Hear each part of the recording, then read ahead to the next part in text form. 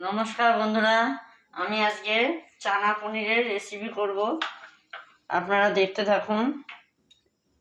এই কাবলি ছোলাগুলো আমি ভালো করে ধুয়ে সেদ্ধ করে নিয়েছি। পনির আমি ছোটো ছোটো করে টুকরো টুকরো কেটে নিয়েছি। এদিকে আদা কাঁচা লঙ্কাটা আমি থেতো করে নিয়েছি। টমেটোটা কুচিয়ে নিয়েছি, দুটো মাঝারি সাইজের টমেটো। দইটা লাগবে। আর এই কাজু আর পোস্ত 2 চামচ, কাজু পরিমাণ মতো। এই সমস্ত গুঁড়ো মশলা, জিরে গুঁড়ো, ধনের গুঁড়ো, কাশ্মীরি লঙ্কা গুঁড়ো, হলুদ আর একটুখানি সামান্য গোলমরিচের গুঁড়ো আর চিনি। এদিকে লাগবে ফোড়নের জিরে আর একটু হিং। কড়াইতে আমি তেলটা গরম করতে বসিয়ে দিয়েছি।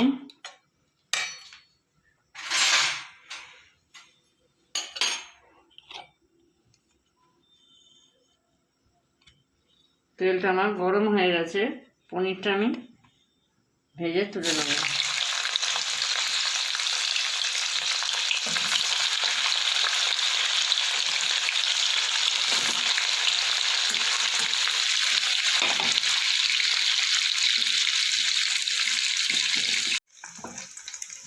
পনিরগুলো আমার ভাজা হয়ে গেছে, এবার আমি তুলে নেব।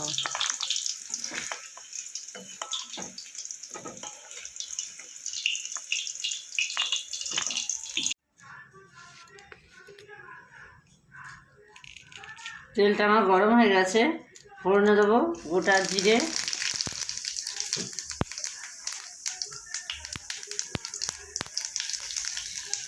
সামান্য একটু হিং, তারপরে দেবো আদা কাঁচা লঙ্কা,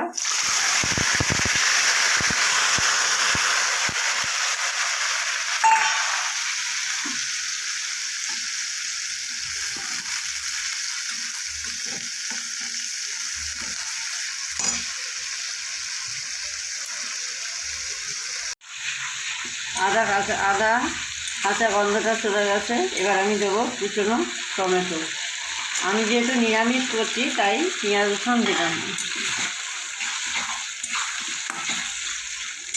আপনারা যদি চান তাহলে পেঁয়াজ রসুন দিয়েও করতে পারেন।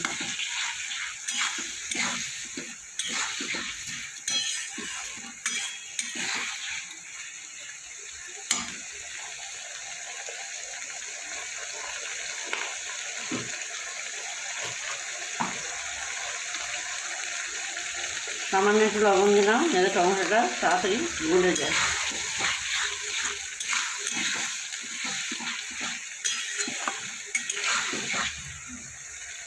টমেটোটা আমার অনেকটাই গলে গেছে। এবার আমি দেবো কাজু আর পোস্ত বাটাটা।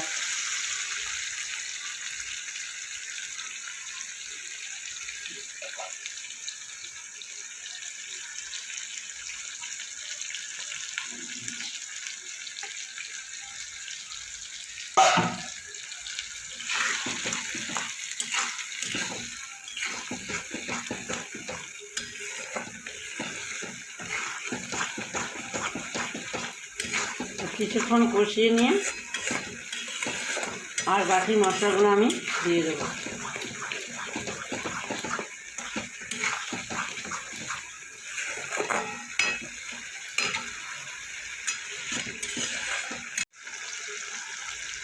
কাজু আর পোস্তটা আমার কিছুটা কষিয়ে নিয়েছি। এবার আমি দইয়ের সাথে সমস্ত গুঁড়ো মশলাটা মিশিয়ে নিয়েছি।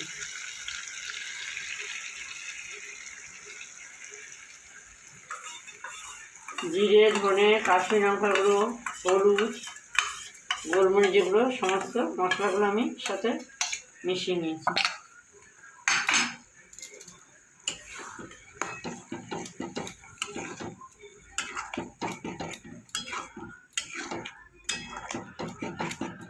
আঁচটা কমিয়ে দিয়ে ভালো করে কষাতে হবে, নাহলে আঁচটা বাড়ালে দইটা কেটে যাবে।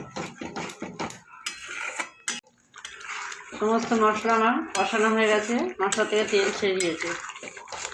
এবার আমি যে ছোলাগুলো আমি সেদ্ধ করে দিয়েছিলাম সেগুলো আমি দিয়ে দেবো। আমি ছোলাটা 5-6 ঘন্টা আমি ভিজিয়ে রেখে তারপরে প্রেসারে 5টা থেকে 6টা আমি সিটি মেরে নিয়েছি।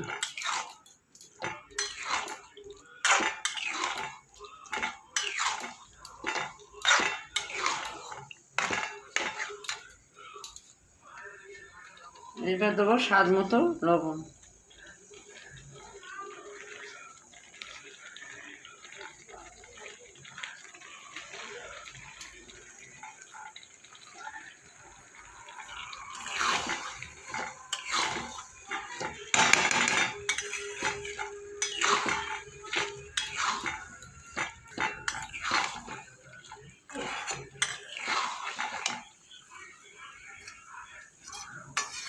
এবার দেবো সেই মশলা বাটির যে জলটা সেটাকে আমি দিয়ে দেবো।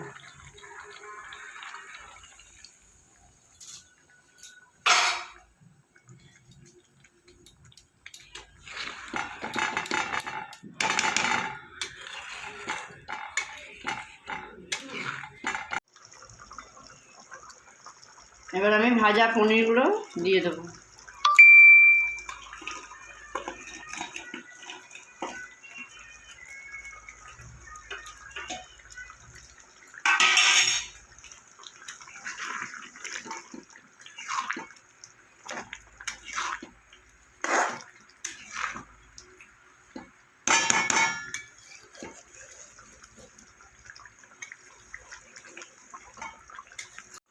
এবার দেবো গরম মশলাগুলো।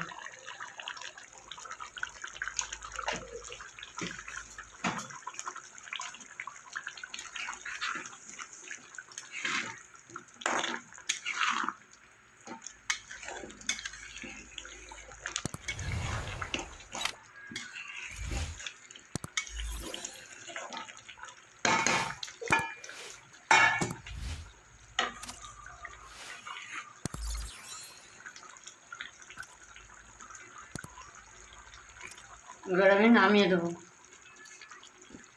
ছানা পনিরের রেসিপিটা আমার হয়ে গেছে।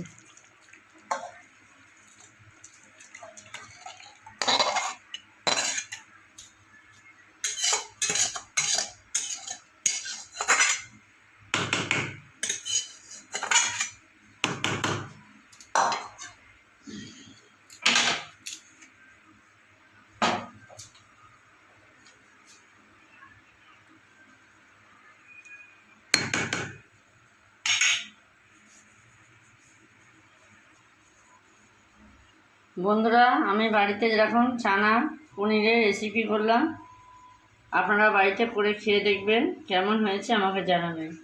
লাইক, কমেন্ট, শেয়ার করবেন আর সাবস্ক্রাইব করবেন। পাশে রাখা বেল বাটনটা প্রেস করবেন।